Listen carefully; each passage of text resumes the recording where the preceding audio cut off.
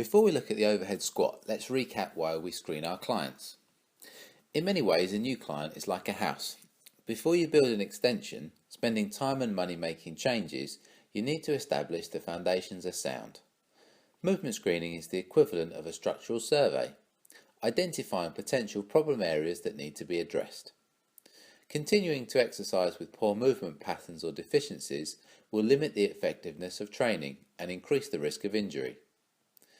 The overhead squat examines the mobility and stability of the hips, knees and ankles.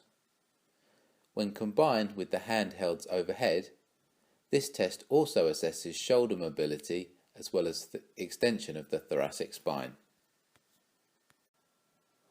When performing the test, you should instruct the client to stand with their feet shoulder width apart, their arms straight up above over their head with their elbows extended.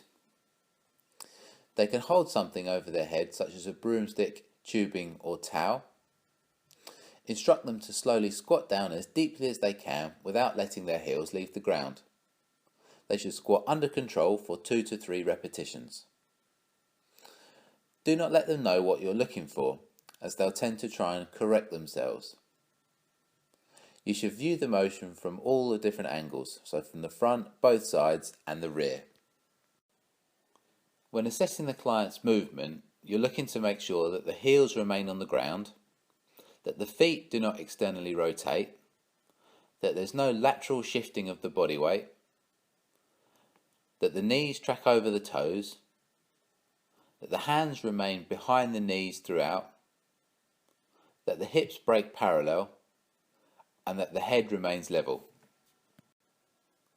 If you notice any deviation from the checklist, then you may need to examine further to localize the problem.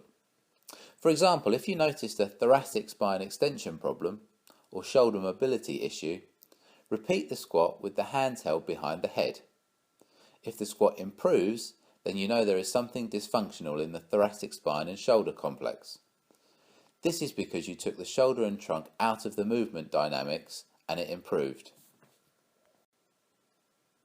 Once you've localized the problem, you can then look at corrective work.